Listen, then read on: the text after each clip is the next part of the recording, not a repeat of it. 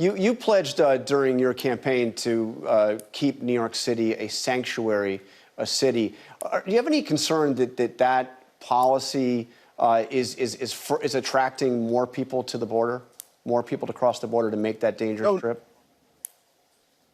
No, not at all. The city has always been a sanctuary city, and we've always managed those who wanted to come to New York City to pursue the American dream. Everyone knows that the right-wing extremism in this country has targeted democratically ran cities, and quite frankly, they've been very intentional about going after democratically ran cities that are led by people of color. They're still mad that a black man is free in this country. We're seeing the erosion of the quality of life that we've improved on in such a short period of time of this administration. And we have been impacted. For many months, we were able to keep the visualization of this crisis from hitting our streets, but we have reached a breaking point. We're no longer able to do that because of the volume in numbers. Just last week, we had 3,900 people that arrived here. We are averaging anywhere from 2,500 to close to 4,000 a week. And if you do the math, you see that's 8,000 every 2 weeks, potentially 16,000 a month that we must feed, clothe, house, educate children, and all the services that you would give a normal adult. And we're seeing that play out on our streets of New York. And that is what the breaking point looks like, what we are experiencing right now. To meet this demand, but we have reached a critical point in this mission that absent real significant intervention immediately, our local economies are not designed and built to respond to this type of crisis. We are literally building a system as we go along. Mayor Eric Adams announcing an executive order just about an hour ago. Let's break it down. It will require 3 things. First, it will require that charter buses transporting migrants give New York City at least 32 hours advance notice that they are arriving.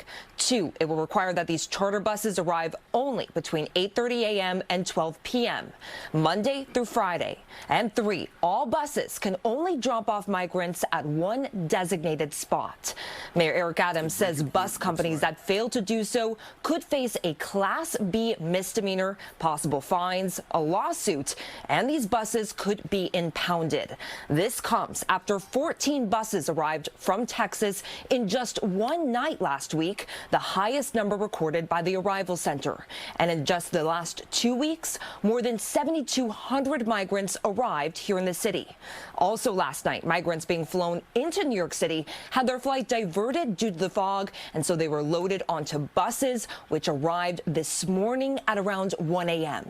Mayor Adams was joined by the mayors from Chicago and Denver, who all condemned Texas Governor Greg Abbott for flooding their cities with migrants. But this is a national problem that has only been exacerbated by Governor Abbott's cruel, inhumane politics. The city has always been a sanctuary city, and we've always managed those who wanted to come to New York City to pursue the American dream. Now, the mayor of Chicago said that he also instituted similar rules requiring certain drop-off times, and it prompted Abbott to then send buses of migrants to the suburbs outside of Chicago. Mayor Brandon Johnson's administration has reportedly begun filing lawsuits over what it describes as rogue buses transporting migrants. The Tribune reports that 55 lawsuits have been filed since new rules were implemented last month regulating when and where buses can arrive.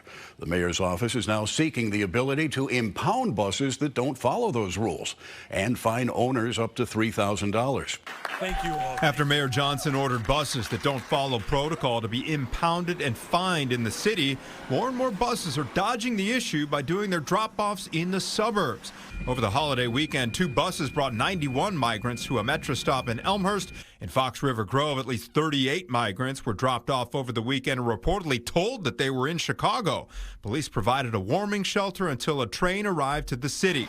For months, the standard drop-off point has been a designated landing zone on the near west side, but with fines and penalties now in place, the dynamic has shifted, with charter buses taking the tack of dropping migrants in the suburbs near public transportation.